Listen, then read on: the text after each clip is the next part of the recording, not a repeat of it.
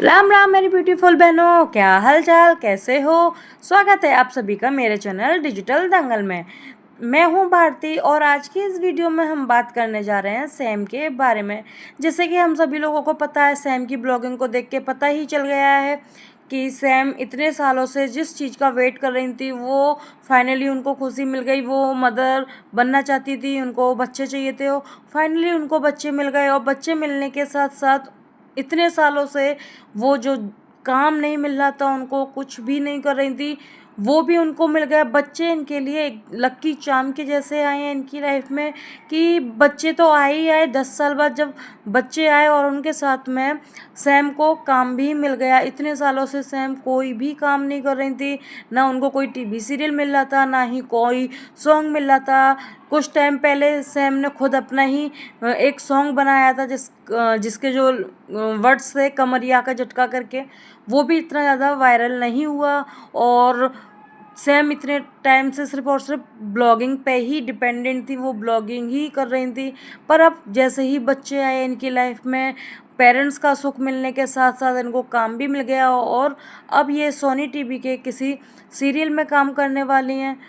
बच्चों का लक्की चार्म ही कहिए कि बच्चे लक्की चार्म है इनके लिए, लक है इनका जो कि काम भी लेकर आए। साथ ही इंटरव्यू हुआ। इंटरव्यू में जो न्यूज़ वाले हैं उन्होंने उनको कांग्रेस भी बोला, साथ के साथ इनसे कुछ क्वेश्चन आंसर किए। तो इन्होंने अपने, मुझे लगता है कि इस टाइम पे सैम को बोलना चाहिए था कि मेरी लाइफ में बच्चे आए, बच्चे के साथ मुझे काम भी मिल गया, तो मेरे बच्चे मेरे लिए लक्की हैं, बच्चे मेरे लिए भी सब कुछ है। पर इन्होंने वहाँ पे भी बच्चों को अप्रिशिएट नहीं किया, बच्चों का नाम तक नहीं लिया, कुछ नहीं लिया। इन्होंने बोला कि नहीं नहीं, मेरे पति है, मेरे पति मेरे लिए सब कुछ है, लोगों के लिए भगवान। सब लोग कहते हैं कि भगवान हमारे लिए सब कुछ है, पर जी नहीं, मेरे लिए तो मेरा पति ही सब कुछ है, मेरे पति ही मेरे जीवन में है तो सब कुछ है। तो जी नहीं, पति तो इतने टाइम से था आपके जीवन में, पति इतने टाइम से था, पर काम नहीं था। और जैसे ही आपकी लाइफ में बच्चे आए, अभी बच्चों को आए हुए ज़्यादा टाइम भी नहीं हुआ, 10-12 दिन 15 दिन जितने हुए हैं, पर बच्चों के आते ही देखो तुम्हें काम मिल गया और काम मिल भी गया और आप सक्सेस भी हो रहे हो। कहीं ना कहीं जो काम मिला है और जो कुछ भी आप तुम्हारी लाइफ में अच्छा हो रहा है वो बच्चों के नसीब से हो रहा है, तुम्हारे हस्बैंड के नसीब से नहीं। वहीं बात करें इनके ब्लॉग की, कल का ब्लॉग और आज का ब्लॉग, जिसको देख के एक बड़ा ही अजीब लगा कि अक्सर जो चीज़ें इनके फैमिली में हो रही हैं, जैसे कि अभी रिसेंटली कल का जो ब्लॉग आया था जिसमें इनकी ननद ने, इनकी सास ने, ससुर ने, सभी लोगों ने सैम को, सैम के बच्चों को गिफ्ट्स दिए और जिस तरीके से उन्होंने पूरा शो किया, बेड पे सारा सामान रखा, कपड़े रखे, गोल्ड सिल्वर सब कुछ रखा। उसके बाद बारी बारी करके सब लोगों ने दिया कि ये हमारी तरफ से, ये हमारी तरफ से, ये हमारी तरफ से है।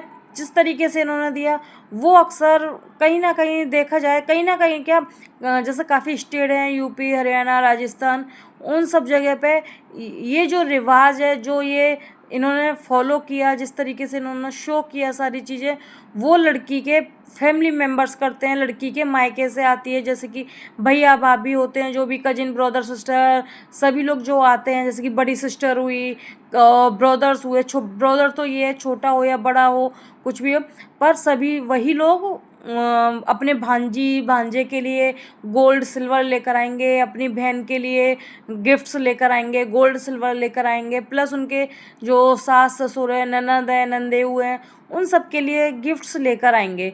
पर इनके यहाँ पे उल्टी धारा बहती है ना, उल्टा सब कुछ होता है।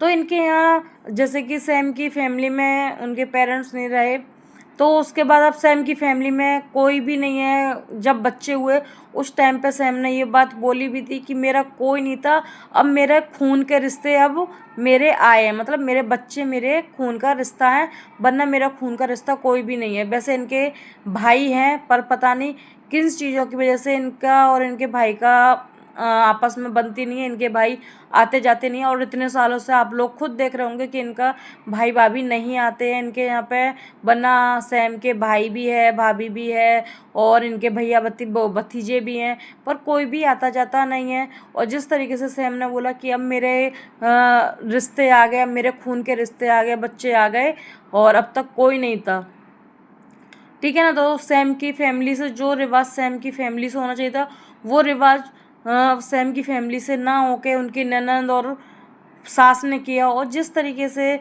बच्चों को गिफ्ट्स दिए ननंद ने, सास ने सैम को गिफ्ट्स दिए, कहीं ना कहीं ससुराल वाले जो हैं वो अपनी खुशी जाहिर कर रहे थे कि इतने सालों बाद तुमने हमें दादा दादी बना दिया, इतने सालों बाद बुआ फूफा बना दिया। तो वो अपनी खुशी से एक गिफ्ट्स दे रहे थे, कर रहे थे। पर कहीं ना कहीं अभी सैम का भी फर्ज बनता है कि सैम को भी ये सारी चीज़ें करनी चाहिए, क्योंकि अक्सर ये देखा गया है कि जब जब भी पेरेंट्स बनते हैं तो खुशी में, हैप्पीनेस में खुशी जाहिर करने के लिए अपनी सास को, ननंद को गोल्ड सिल्वर गिफ्ट करते हैं, कपड़े गिफ्ट करते हैं। पर इनके यहाँ पर उल्टा ही हो रहा है ना कि सैम ने ना गिफ्ट करके इनके ससुराल वालों ने इनको गिफ्ट किया है, इनको दिया है।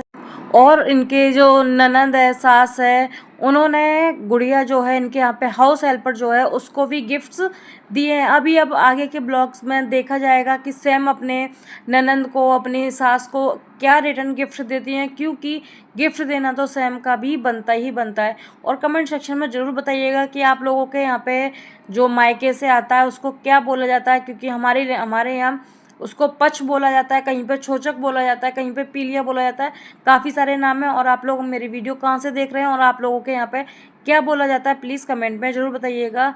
और इस वीडियो का मैं यहीं एंड करती हूँ, मिलती हूँ आपसे नए वीडियो में। तो bye bye all of you, thanks for watching, Ram Ram सभी को।